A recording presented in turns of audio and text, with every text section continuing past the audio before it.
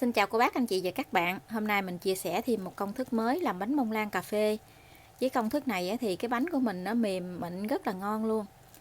Lần trước mình cũng có chia sẻ cái bánh bông lan cà phê á, nhưng lần này thì mình làm theo cách khác. Cô bác, anh chị và các bạn xem thấy thích thì mình cùng làm nha. Mình sẽ tách riêng 6 cái lòng trắng trứng gà.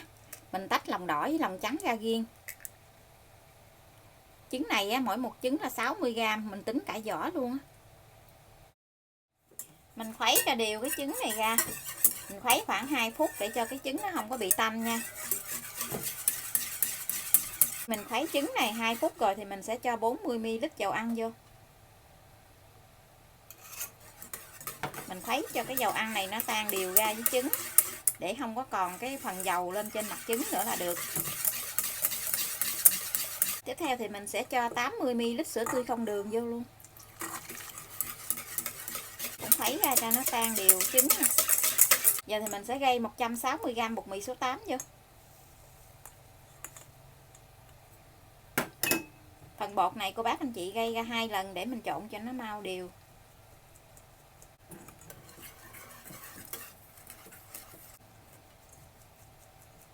Thì mình trộn cho nó nhanh.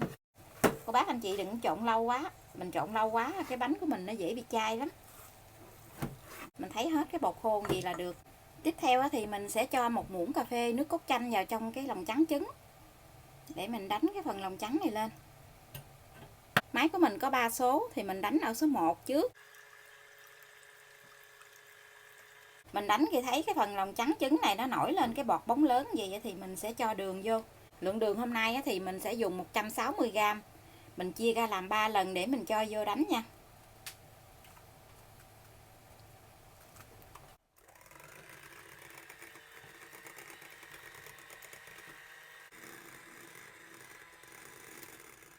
Mình thấy cái bọt trứng nó mịn rồi thì mình sẽ cho lượng đường thứ hai vô. Bây giờ mình tăng cái máy lên số 2. Trứng này nó đã mịn hoàn toàn thì mình sẽ cho lượng đường thứ 3 vô. Bây giờ thì cô bác anh chị tăng lên ở số 3 nha.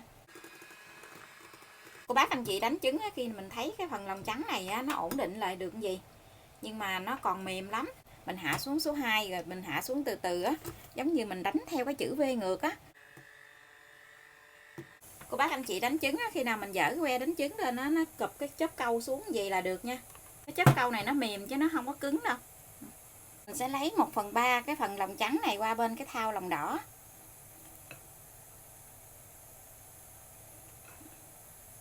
Mình trộn 1/3 cái phần lòng trắng vô trong cái tô lòng đỏ trước, để cho cái phần lòng đỏ này nó tan đều ra.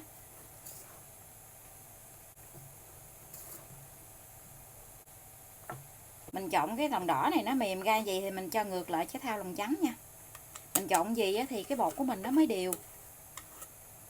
Mình dùng cái muỗng dẹp này nè, mình trộn bột này lại. Cô bác anh chị trộn á, mình trộn tròn vậy nè, mình hất từ bên dưới lên vậy. Mình trộn đều bột lại rồi thì cô bác anh chị chia ra làm 2 nha. Mình cho vào trong cái túi bắt kem, để tí xíu nữa mình nặn ra cho nó dễ. Cho phần nữa nè, cái phần bột này vô trong đây.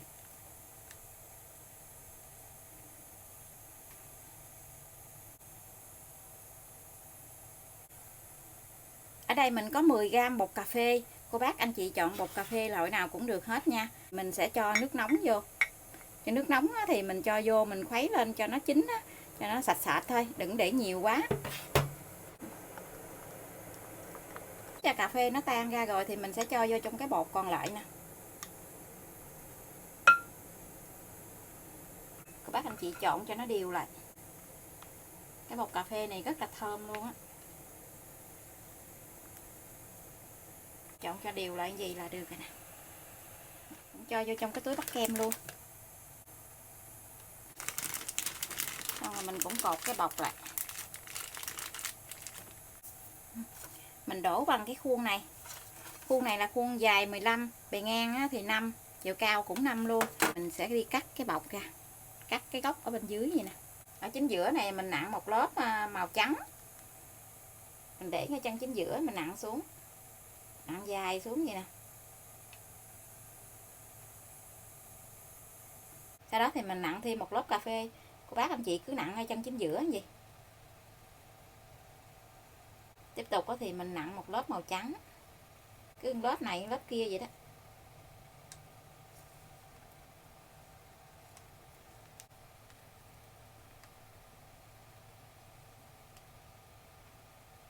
Mình cho vào được 3 cái khuôn bánh.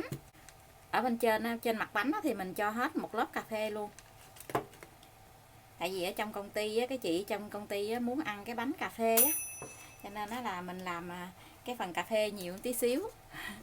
Bây giờ thì mình sẽ cho vào trong lò nướng luôn nha. Lò nướng thì mình đã làm nóng trước 15 phút rồi. Lò nhà mình có 3 ngăn, mình nướng ở ngăn thứ 3, tức là ngăn dưới của lò luôn. Mình nướng ở 140 độ C, mở 2 lửa, tức là 2 thanh nhiệt, lửa trên và lửa dưới. Thời gian nướng là 45 phút, không cần mở quạt. Cô bác canh nhiệt độ nóng của lò nhà mình nha. Mỗi một cái lò nướng thì nhiệt độ nóng nó khác nhau á. Bánh mình bây giờ đã nướng xong rồi. Mình sẽ hé cửa lò ra, mình để cái bánh ở trong lò 3 phút nữa thì mình hãy lấy ra nha. Mình đem cái bánh mình ra đây. Quá chừng ngon luôn. Nó nở lên cao coi nè.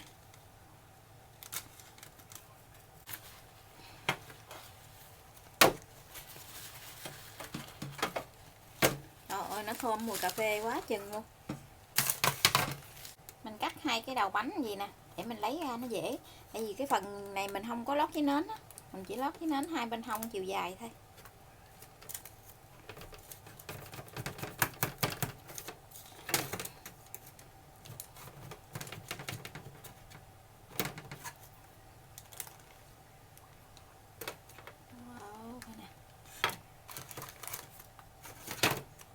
Mình lấy hết mấy cái bánh này ra luôn. Bên hông này mình cắt ra, nó dính cái miếng giấy nến, nó nhìn thấy nó không có đẹp. Cái bánh nó rất là xốp luôn. Cái độ đàn hồi của bánh nè, mà nó thơm lắm luôn á.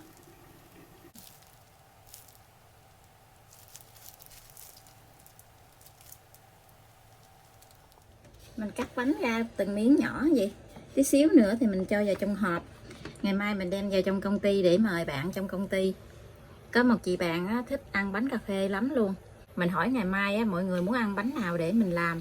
Cái chị đó nói em muốn ăn bánh cà phê. Cho nên mình làm cái bánh hương vị cà phê để mời chị. Đúng na đúng nín coi. Cái độ đàn hồi của bánh rất là tốt luôn á. Bây giờ thì mình xin chào tạm biệt. Hẹn cô bác anh chị và các bạn lại video tiếp theo.